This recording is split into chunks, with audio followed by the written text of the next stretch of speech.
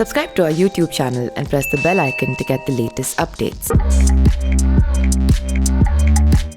I'm with Ashok Gulati, a well-known Agri reformer, expert, former chief of the Commission of Agricultural Cost and Prices, and currently the Infosys chair at ICRIER. Mr. Gulati, welcome to The Print. Thank you for having me. So we're still in the middle of this lockdown. It's been 7 weeks, and therefore we're conducting this interview over Zoom.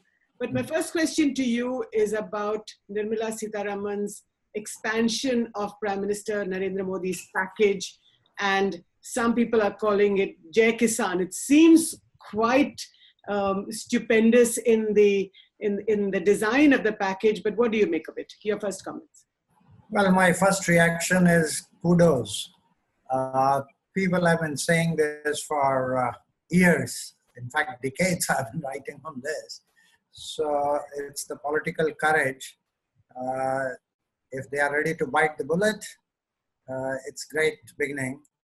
Particularly the last 3 points in the 11-point agenda that FM announced. Yeah. The legal framework. I think that has a potential to unleash a major private sector interest and investments into this, which will benefit both the farmers and the consumers. So explain to me, if you were to say in this 11-point program that she enunciated less than 24 hours ago or about 24 hours ago, what would be the 3 main things that stand out for you? You know, to me, the last 3 points are more important than the first 8 points. First 8 points are, some allocation things in this program, that program. NABARD will be raising 1 lakh crores for Agri infrastructure fund, whether it is Marshall Plan or something else. But the legal framework, the Essential Commodities Act, the APMC Act, and the third one in which they have said they will facilitate, but actually it is contract farming. All these 3 steps are trying to get the markets function right. The problem of the farmer today is not as much in the production side as it is in the marketing system. The marketing system is suffocating and choking the farmer and taking away undue share in the intermediation process. I think that is what they have tried to fix. And this has implications, something, although I have to yet see the fine print of it and how it comes out. Yeah. But if the spirit is followed right through into the act, then I would say this is like 1991 of the economic reforms. So it's a watershed moment for agriculture sector to get the markets right.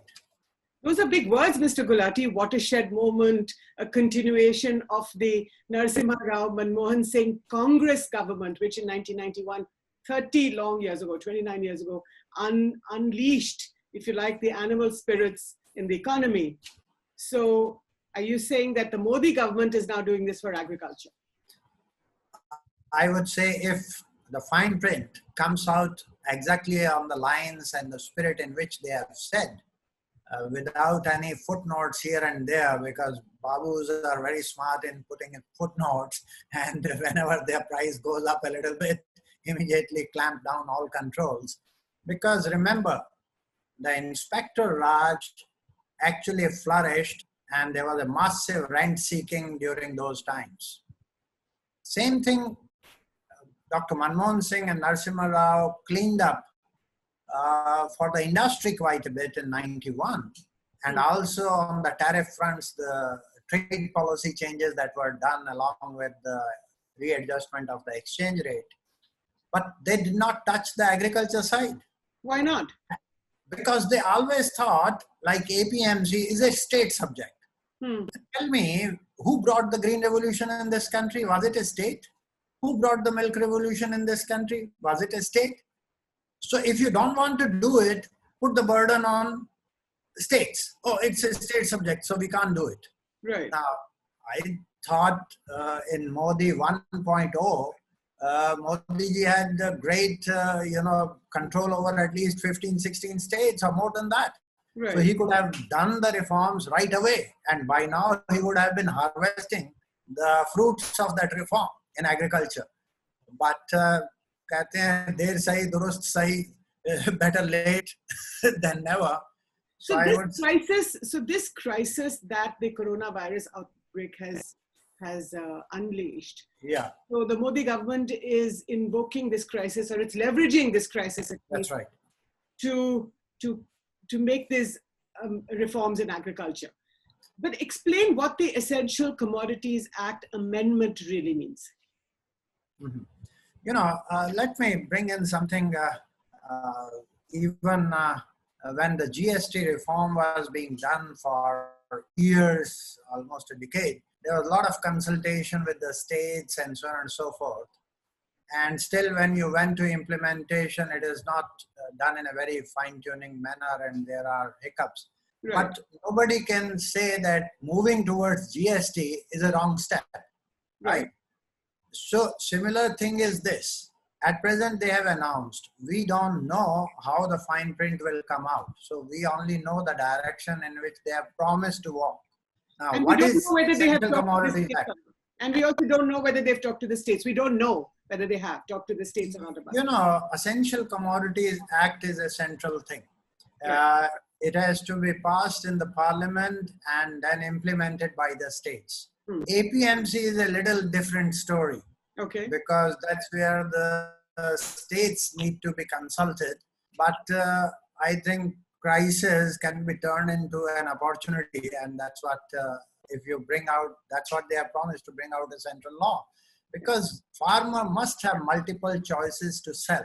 APMC markets have become very monopolistic, rent-seeking, very non-transparent there. And therefore, I think that monopoly or monopolistic power of the APMC markets need to face a competition from others. Direct buying from the farmers. If I'm a processor, you know, I should have direct access to the farmer. Why I need to go to the mandi? I can create my own supply line where I don't pay market fee, RTIA commission, and all the cess on that, and so on and so forth. So farmer can gain good quality. I'm giving a promise that I will, you know, buy from you. So these three steps, essential commodities, we can go one by one. Yeah, let's go one by one. What does the amendment to the Essential Commodities Act mean? You know, Essential Commodity Act had two major powers. Yeah. One was that they can impose stocking limits on anybody at any point of time. Right? So if the onion price goes up from 40 to 80, and everybody is, you know, you declare sort of, no trader can hold stocks more than 50 quintals or whatever, and or pulses, time and again, the moment prices went up, you start beating the private trader, the processors, others. Now, it is your failure to read what the market intelligence is, and you try all this, you failed on the trade policy, you don't import, not knowing that there will be a shortage, and you start beating the traders or the, as a result, nobody invests in storage. Large storage facilities, private sector is away from it because they don't know at what point you will impose a stocking limit. So if I create a storage for 1 million ton, but then you tell me I can't hold more than 500 quintals, then what happens to my storage facility? Right? So the government had the power to tell you how much stock you can keep. That's right. And but we do have huge silos in the country that stock wheat. Most of those silos are for FCI, built by private sector, given on rent to FCI, that, okay, if you want to use it, use it. If they are empty, still give me the rent. So that's not market economy. No. And what you need to understand is, you know, this Essential Commodities actually has its roots in 1943. There was Defense of India rules. It's the famine situation at that time, and we were towards the end of the Second World War, and Britishers brought this. Then we recoined it in 1955, called it Essential Commodities Act in 1955. And it is continuing since then. No, we are not in 1955 or 65. country is not starving of food. In fact, there is a problem of excess production in several pockets of the country. Now, production will come at a point of time, but you want to consume throughout the year, somebody has to store. Yeah. Right? So unless there is a storage facility, what happens when the farmer brings the produce in the market, and since big storage is not available, the prices collapse at the time of immediate harvest, post-harvest. So only government for one or two commodities, wheat and rice, even wheat and rice, they cannot make sure that MSP is applicable. Only in Punjab, Haryana, Madhya Pradesh. You look at right now, what is the price of wheat in Bihar? Between 1700 to 1850, whereas MSP is 1925. So a poor farmer, a richer farmer, better farmer in Punjab can get MSP because their government is functioning and they are giving MSP. Now you announce MSP for 23 commodities, you don't have the wherewithal to really procure every commodity, and government cannot do that and should not do that. Government cannot become a baniya shop. Remember this, number one. So we have to fix the markets. We have to get the markets functioning in a more efficient manner. And one of the components of that is the private sector has to be allowed enough stocking. And that will invite more of investments in the stocking facility. That means the post-harvest prices will not crash as they have been doing. The wastages, because of lack of proper storage facility, will be much less. And then if you are going directly buying from the farmers, all the mandi fee and cess and Artiya commission actually can be shared between the buyer and the seller. So farmer can gain and even consumer can gain. So I see this as a major step and a forward-looking step, which has the potential to unleash the so-called animal spirits of 1991. Okay. Now, fine print, beware of that. Yeah. I hear in some corridors that the bureaucrats and some of the insiders in government are thinking they will put a clause that if perishable prices go up by 100% or non-perishable go up by 50%, they will put the stocking limits again, reimpose. Okay. Now think about onion price today is about 20, 22 rupees a kg. If that goes to 40 rupees, if you bring Essential Commodities Act, then who is going to create storage facility? That will be stupidity. And this is what the political masters have to watch. That it should not lead to कि आलू का price 10 से 20 रुपए हो गया. You remember in West Bengal what Mamta Didi had done? She did not allow the potatoes to go to Odisha. And then Odisha fellow said, okay, if you are not allowing the potatoes to come to Odisha, we will not allow the fish to go to West Bengal. Are we dividing the country? What are we doing? And this was all under Essential Commodities Act. No, but let me just play devil's advocate for a second. Assuming that there is some thinking that this clause may be put back. Yeah. But perhaps, and I'm playing devil's advocate, obviously, I don't know enough, but perhaps the thinking is that if you have excess, or if you don't have enough, food or a particular product, then you must be able to conserve so that in times of scarcity, you can use that, right? That's right. So price stabilization. Sorry? It's a price stabilization. Yes. So you have to even out the fluctuations by storage. Right. When there is a glut, store more, process more, keep it there. And when there is a deficit, this is what in milk they do. They convert the excess milk into, Powder SMP. milk. Yeah. Milk powder. Yeah. And later on during summer, when the production goes down, they bring it back. That skimmed milk powder is mixed with the regular milk. So this will push the government to create storage as well. Not necessarily government. Government need not. It is the private sector. It will push the private sector to work much more closely with the farmer or the producer to create storage facilities? You know, it is the traders and processors, they are feeding us, not the government. Government can operate only with wheat and rice. And do you buy from the government? Are you starving? Who is feeding you? Right. The supply line that is there is already by the private sector for 90% of the agricultural commodities. It is the private sector. But the laws are such that they have distorted the value chain. So what I happens? So what happens to wheat and rice? Is that also going to come under this? Let the wheat and rice, if they want to procure for PDS thing, let them keep procuring what they are doing. But alternative channels are also open. So if private sector says, I'm going to give you a better price, give me more, farmer should be ready to sell to the private sector. Okay. You know, farmers should have a choice to sell to anybody. But you cannot block the private sector or only give it to me because I'm the my bab. Now, that philosophy does not work. So you're making it sound as if so far the farmer has been like a bandhua mazdoor.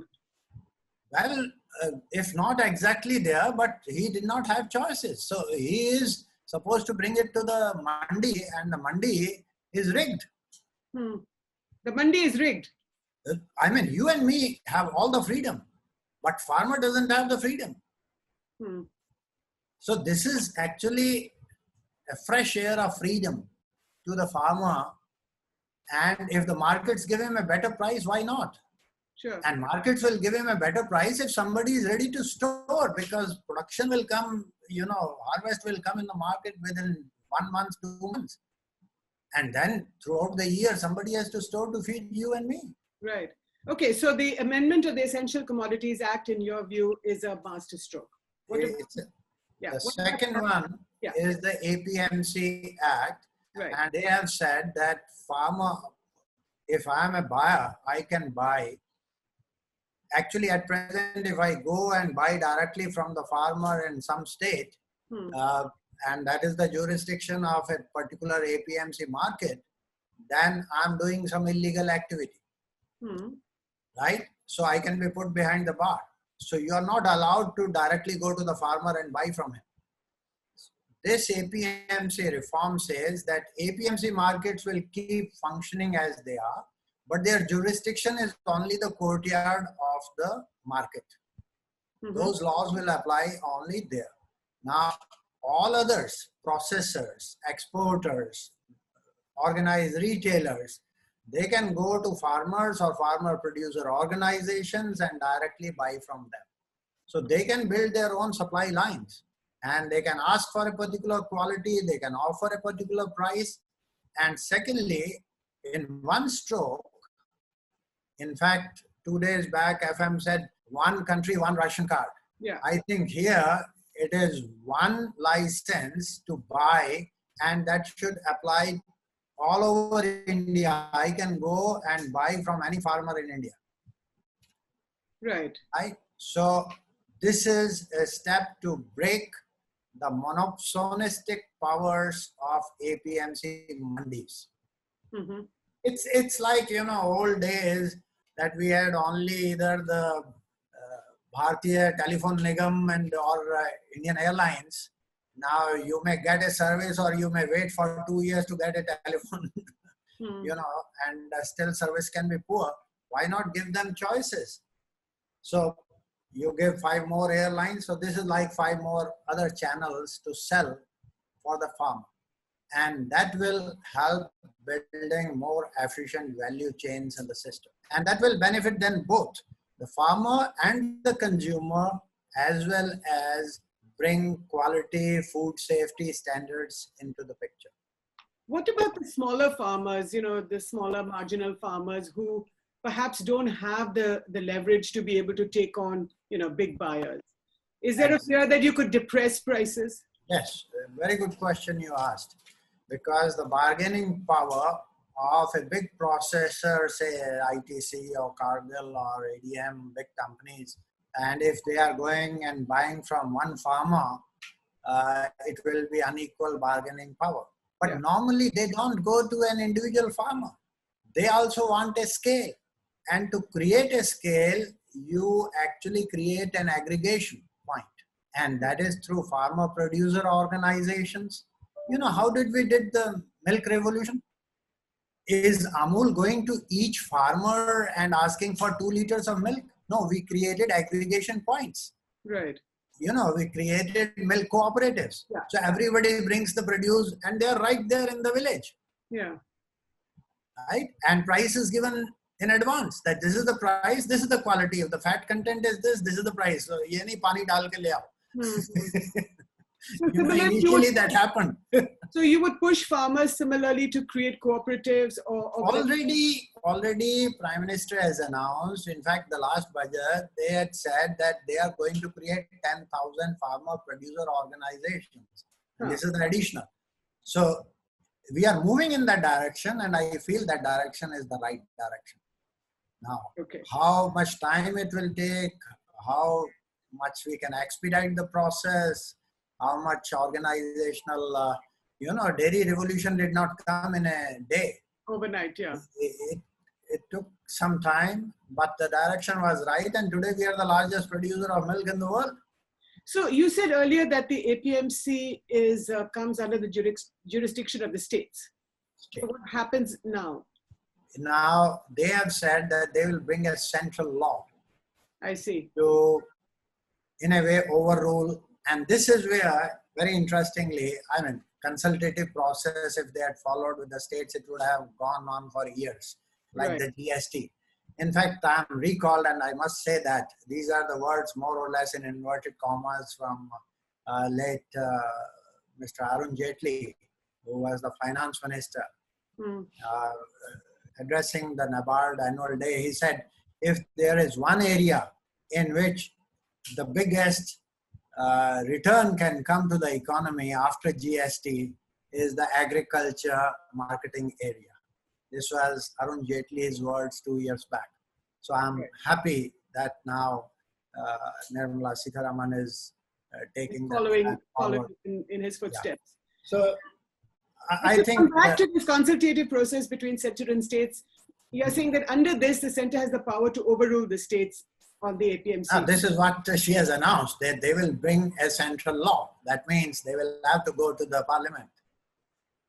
Right? And states may say, oh, what are you doing? The problem is the Mandi system, APMC system, if I may say so, there is a huge corruption. There is nexus between Artias. Explain that a little bit. Tell us a little bit about how it happens.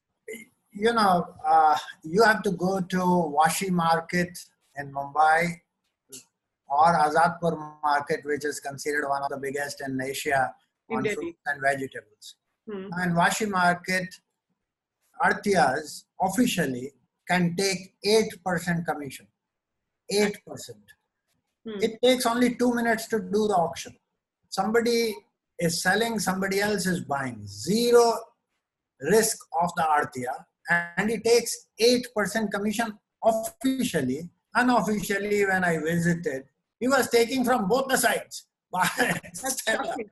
Yeah. He was making 14-15% in 2 minutes. So if he is selling 10 trucks and in 2 minutes he makes 10% or 12% or 14% out of this, my heavens, it's a loot going on in the system. Right. Right? Now, who decides this commission?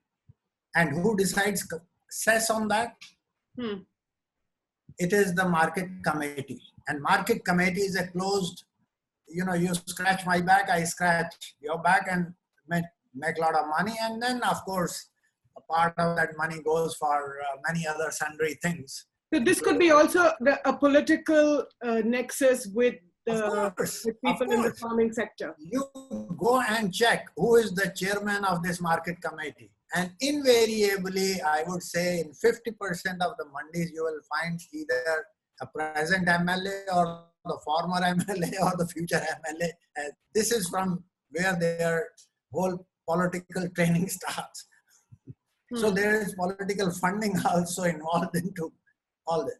So I think it's a big step where you are breaking the monopoly of very inefficient, is a nicer word, corrupt system is the right word. Right. And I think that's a great step. Right. So The third one. Yeah, the third one. The third one is very interesting. At present, what happens with our farmers is they look at what was the last season and what was the price normally they got. So if they got a good price for onions, everybody goes for onions.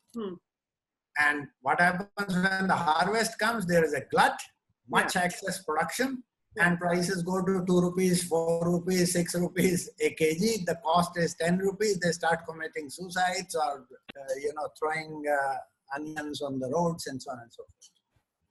Actually, it has to be forward-looking prices. When they are sowing, they should know roughly what the price I'm likely to get after 3 months, 4 months when the harvest comes.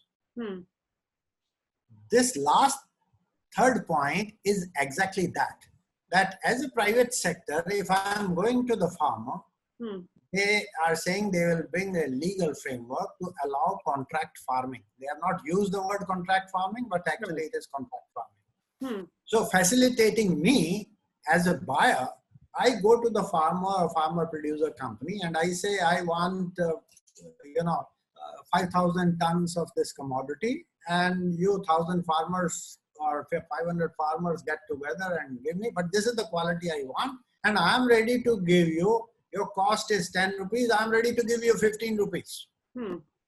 Right? Because I know if I buy at 15 rupees and I sell in Delhi at 22 rupees or 25 rupees, I can still make money. Now, that will be giving 50 rupees, 50% profit to the farmer on the cost of 10. I'm talking onion because onion comes in news quite a bit, and onion costs are around 9 to 10 rupees a kg, right? But if you go today in Lasangam, they are selling at 6 rupees, 7 rupees. So they are in losses. So they're crying. Somebody should come and buy from us. In retail, when I'm buying at 20 rupees, 2 days back, I bought from Safal. 20 rupees, that means farmer is getting 1/3. In most of the fruits and vegetables, farmer gets 1/3 to 1/4 of what you and me are paying as consumers. What happens to the rest? This is what the cost of intermediation is, all the mandi system. And wastages because you don't have proper storage facilities. And then the retailer's margin, even the retailer, the thele wala who comes on your roadside, his margin is 25%. So the farmer is at the receiving end in most of the years, in most of the commodities.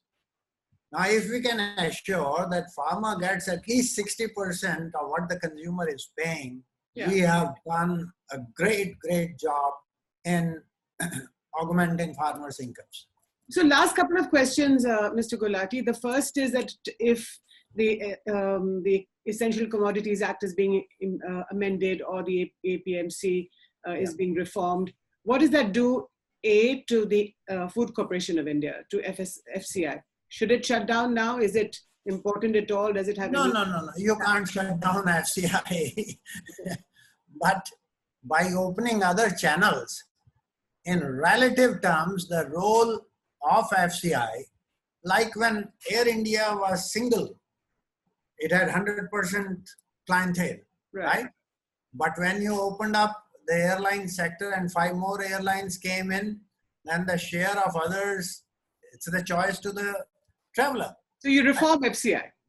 So you try to reform FCI if you can. I wish you good luck. Why? What's the problem with FCI? The thing is, you have a public distribution system. Yeah. You are locked in that through National Food Security Act. Right. The problem is what you release from the top. We worked it out under the Shanta Kumar panel report, which is on the website of FCI. Yeah. 46% was the leakage of food, wheat and rice. And nobody was ready to, agree to that. And this was a table that was given, literally derived, and then labor problems there. We got all the FCI and all the people sat down, all in agreement. After that, we thought Prime Minister Modi will do major reforms in food grain management system, but did not move beyond one part, and that was just putting the POS machines which have, they think that they can plug the leakages through that. My data that I have collected and talked to many people in the villages and all that, still at least 30 to 35% of grain is being leaked out. Or siphoned out. All this, because in the villages, those machines don't work half the time. Jaan ke gadbad kar dega, and then he will give it to somebody else. So when you say, okay, I'm giving more food grains to the poor, 5 kg or le lo, 10 kg or le lo, take it that 30% of that will never reach the beneficiaries. Minimum 30%. Right. Right? So only way you can plug leakages is give direct cash or give an option. If I'm poor and I'm entitled for some food subsidy, give me an option. Do I want cash or the chana, or do I want grains? Why don't you give that option? Same. So the biggest reform if Prime Minister Modi wants to do is the way he has given options now and choices to the farmer, give the choices to the consumer, poor consumer also. Do they want cash or do they want 5 kilo grain? You know, let them go out with cash, anda khana, anda khao, bread khani hai, bread khao, kuch aur khana. And then some activists come, oh, wo bottle bhi jayega. There are studies on that also, 2%, 4% log misuse karenge. You give it in the name of the women. In account, empower her. So out of 10, how many marks would you give the Modi government on this? As on what she announced, if that is implemented in true spirit, I would give 9 out of 10. But if there is a fine print, all these footnotes and all that, the bureaucrats, my friends, are very smart. And put something, they may bring it down from 9 to 7 or 6. But still, that's very generous, Mr. Gulati. And thank you so much for explaining this story, these particular announcements by the Finance Minister and by the Prime Minister. And please continue to watch the YouTube channel of ThePrint, and please tell your family, your friends, and do subscribe to it. Thank you so much for your time. Thank you for having me.